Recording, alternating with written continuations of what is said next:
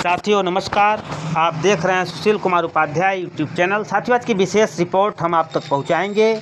UP में budget में शिक्षा, साक्षरता और समग्र शिक्षा से लेकर तमाम लोगों को क्या मिला, हम पूरी रिपोर्ट आप तक पहुंचाएंगे। यूपी के बजट में खास बातें क्या थी उस पर भी हम रिपोर्ट देंगे और समग्र शिक्षा अभियान पर क्या खर्च होगा, कितना करोड़ सरकार खर्च कर रही है, उसके बारे में भी जानकारी हम आप तक पहुंचाएंगे। तो साथियों जैसा कि आप हमारे लाइव स्क्रीन पर देख रहे हैं, पूरे देश में साक्षरता कर्मी अपने हक की आवाज़ बुलंद कर रहे हैं, लेकिन तमाम प्रयास के बाद देश का 5.5 लाख साक्षरता कर्मी आज बदहाल है और परेशान है।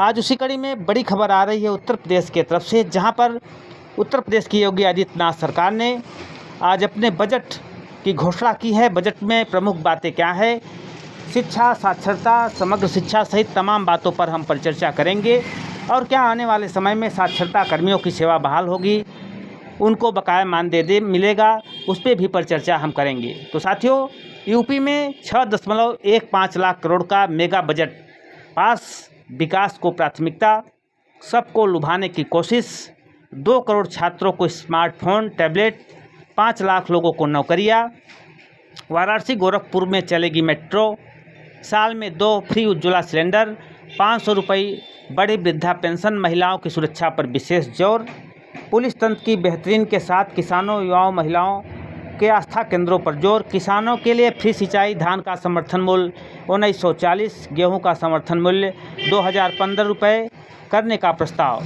यूपी के बजट में जो प्रमुख और ख़ास बातें हैं उस पर भी हम अब विश्लेषण कर रहे हैं। उत्तर प्रदेश की योगी सरकार ने दूसरे कार्यकाल का पहला बजट विधानसभा में पेश किया है। सरकार ने 6,15,518 करोड़ 97 लाख रुपए का बजट पेश किया है। योगी सरकार पहली आगामी बजट संकल्प पत्र पर आधारित है। इसमें किसानों, महिलाओं और युवाओं पर फोकस किया गया है। आइए जानते हैं योगी सरकार के 2022-23 के बजट में युवाओं के लिए क्या है। प्रदेश सरकार द्वारा अधिकाधिक सूक्ष्म, लघु एवं मध्यम उद्यमों की स्थापना, प्रोत्साहन वातावरण का सृजन किया गया है, जिसके फलस्वरूप वित्तीय वर्ष 2021-22 में लगभग 3,97,028 उद्यमी पंजीकृत हुए, जिसमें 27,84,117 रोजगार का सृजन हुआ है। प्रदेश के 54,876 ग्राम पंचायतों में स्थापित ग्राम सचिवालय को सुचारू संचालन हेतु 56,636 करोड़ रुपए का प्रावधान किया गया है।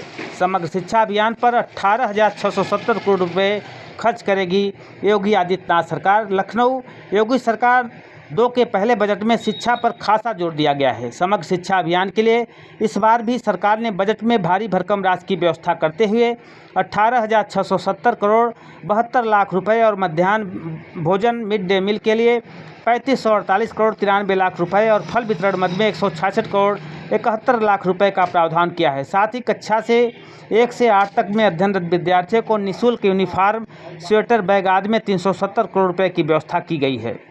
सरकार ने सैनिक स्कूल के संचालन के लिए बजट में 98 करोड़ 38 लाख रुपए की व्यवस्था की है। संस्कृत पाठशालाओं को अनुदान के लिए 324 करोड़ 41 लाख रुपए की व्यवस्था की गई है। प्रसिद्ध विद्यालयों के कायाकल्प में जुटी योगी सरकार ने अपने पहले बजट में समग्र शिक्षा अभियान को और मजबूत करते हुए 18,670 करोड़ 72 लाख रुपए की व्यवस्था प्रस्तावित की है। वहीं आगे भी कक्षा 1 से 8 तक में पढ़ने वाले छात्र छात्राओं को निःशुल्क ड्रेस, स्वेटर, स्कूल बैग एवं जूता मोजा की धनराशि उनके माता पिता के खाते में भेजी जाएगी। महाकुंभ में 2025 की तैयारियों के लिए 100 करोड़, यासीन मलिक की सज़ा का विरोध कर रहे 10 लोग गिरफ्तार, किसानों के लिए फ्री सिंचाई, धान का समर्थन मूल्य 1940 सहित तमाम बातें इस बजट सत्र में कही गई है। अब देखने वाली बात है साक्षरता को नई योजना सरकार चला रही, जिसमें हज़ारों करोड़ का बजट इसमें भी दिया गया है। क्या वास्तव में सरकार आने वाले समय में साक्षरता की जो नई योजना है, जो साक्षरता कर्मी लगातार परेशान हैं, उनके मानदेय के मद में भी कोई व्यवस्था करेगी? कब आने वाला विषय है और देखने पर ही कुछ समय बाद इसकी जानकारी साथियों निकल पाएगी। जैसी ही हमें जानकारी होगी हम इसके बारे में आपको सूचना देंगे। तो साथियों कुल मिला के यूपी में 615 लाख करोड़ का बजट योगी आदित्यनाथ सरकार ने पास किया है। यूपी बजट में सहायक लेखाकार सह डाटा एंट्री ऑपरेटर्स का चयन कर उन्हें प्रशिक्षण प्रदान किया गया है। मुख्यमंत्री युवा स्वरोजगार योजना के अंतर्गत वित्तीय वर्ष 2021-22 में 5,000 इकाइयों को स्थापित कराया गया है। 4,187 लाभार्थियों को लाभान्वित किया गया है। मुख्यमंत्री ग्रामोद्योग रोजगार योजना के अंतर्गत 2022-23 में 800 इकाइयों की स्थापना कराकर 16,000 लोगों को रोजगार उपलब्ध कराए जाने का लक्ष्य रखा गया है। माध्यमिक शिक्षा में शिक्षक चयन में साक्षात्कार समाप्त कर 40,402 शिक्षकों का चयन एवं 7,540 पदों का सृजन किया गया है। चिकित्सा शिक्षा के क्षेत्र में रोजगार सृजन की अपार संभावनाएं हैं। लगभग 3,000 नर्सों को राजकीय मेडिकल कॉलेजों अस्पतालों में नियुक्ति दी गई तथा लगभग 10,000 सृजित किए गए हैं, जो आगामी वर्षों में भरे जाएंगे। प्रदेश में निजी निवेश के माध्यम से 1,81,00,000 युवाओं को निजी क्षेत्र में रोजगार उपलब्ध कराया गया है। 60 लाख से अधिक युवाओं को स्वरोजगार से जोड़ा गया। निष्पक्ष और पारदर्शी प्रक्रिया के माध्यम से विगत 5 वर्षों में युवाओं को 4.5 लाख सरकारी नौकरियों में लिया गया है और आने वाले वर्ष में 5 लाख लोगों को और नौकरी देगी। समग्र शिक्षा अभियान पर 18,670 करोड़ का बजट है, जिसमें DBT के जरिए हस्तांतरित की जाएगी। इस मद में बजट में 370 करोड़ की व्यवस्था की गई है। सरकार ने सत्र 2022-23 में प्रसिद्धि विद्यालयों में स्कूल चलो अभियान के तहत छात्र नामांकन का लक्ष्य 2 करोड़ रखा है। प्रसिद्धि विद्यालय के बच्चे को मिड डे मील के 3548.93 करोड़ रुपए का प्रावधान किया गया है। योगी सरकार ने संस्कृत की शिक्षा को बढ़ावा देने की बड़ी पहल की है। संस्कृत में आधुनिक विषयों का समावेश करते हुए NCERT का पाठ्यक्रम लागू किया गया है। संस्कृत पाठशालाओं को अनुदान के लिए बजट में 324 करोड़ 41 लाख रुपए की व्यवस्था की गई है। संस्कृत को रोजगार से जोड़ने के लिए सरकार ने संपूर्णानंद संस्कृत विश्वविद्यालय वाराणसी में निःशुल्क ऑनलाइन संस्कृत प्रशिक्षण केंद्र स्थापित किया है। इसके जरिए संस्कृत में रोजगार पाठ्यक्रम में प्रशिक्षण देने की तैयारी है। इस प्रशिक्षण केंद्र की स्थापना के लिए सरकार ने बजट में 1,16,00,000 रुपए की व्यवस्था की है। बजट में प्रदेश सरकार ने 4 राजकीय उद्योग प्रशिक्षण संस्थानों को मॉडल ITI के रूप में विकसित करने का निर्णय प्रस्तावित किया है। सरकार ने प्रदेश के विभिन्न जनपदों में स्थापित किए गए नवीन राजकीय औद्योगिक प्रशिक्षण संस्थान में 31 को PP मॉडल पर संचालित करने का लक्ष्य रखा गया है।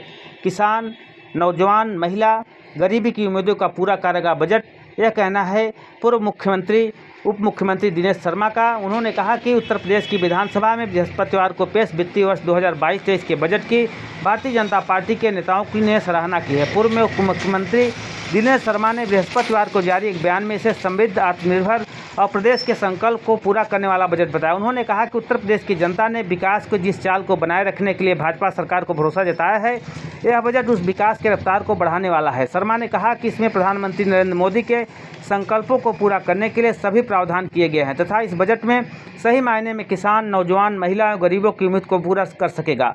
भारतीय जनता पार्टी मुख्यालय से जारी एक बयान में पार्टी के प्रदेश अध्यक्ष एवं उत्तर प्रदेश के जल शक्ति मंत्री स्वतंत्र देव सिंह ने इस बजट के लिए मुख्यमंत्री योगी आदित्यनाथ, वित्त मंत्री सुरेश कुमार खन्ना एवं पूरी टीम को बधाई देते हुए कहा कि प्रधानमंत्री नरेंद्र मोदी के नेतृत्व में 21वीं सदी के लिए नए भारत का निर्माण हो रहा है। उन्होंने कहा कि नए भारत का नया उत्तर प्रदेश कैसा हो, उस दृष्टि से यह बजट प्रत्येक क्षेत्र में प्रभावी परिवर्तन लाने वाला साबित होगा। सिंह ने कहा कि आने वाले 5 वर्षों में उत्तर प्रदेश को किस दिशा में लेकर जाना है, यह बजट उसकी नींव है। उन्होंने कहा कि जनता के विकास की गति को बनाए रखने के लिए भाजपा सरकार पर भरोसा जताया है।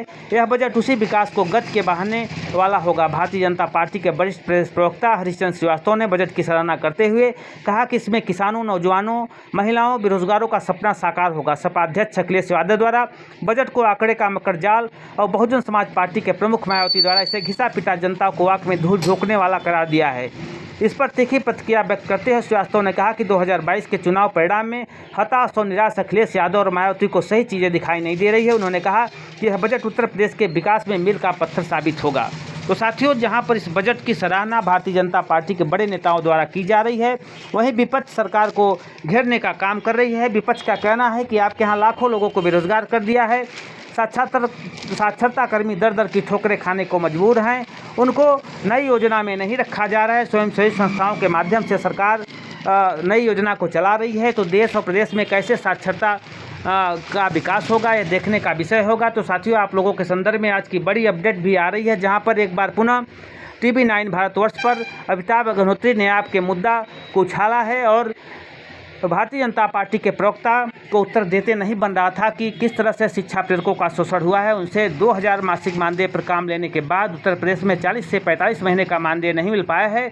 अब जिस तरह से मुख्यमंत्री योगी आदित्यनाथ ने बड़े बजट का ऐलान उत्तर प्रदेश में जारी किया है, अब क्या आने वाले समय में जिस तरह से माननीय दुर्गेश सिंह की अध्यक्षता में माननीय मुख्यमंत्री से वार्ता हुई है, क्या शिक्षा प्रेरकों का बकाया मानदेय सरकार देती है, उस पर कोई भी जानकारी साथियों आएगी, उसके बारे में त्वरित जानकारी हम तक पहुंचाने का आपका प्रयास करेंगे। तो साथियों, आज की जो बड़ी खबर आ रही है उत्तर प्रदेश राज्य की तरफ से आ रही है, जहां पर यूपी में 6.15 लाख करोड़ का मेगा बजट पास हुआ है, जिसमें समग्र शिक्षा अभियान, जिसमें संपूर्ण शिक्षा, प्राथमिक शिक्षा से लेकर 18,670 करोड़ साक्षरता सहित सरकार खर्च करने जा रही है। अब शिक्षा प्रेरकों की सेवा कब बहाल करेगी, जैसी भी जानकारी आएगी आप तक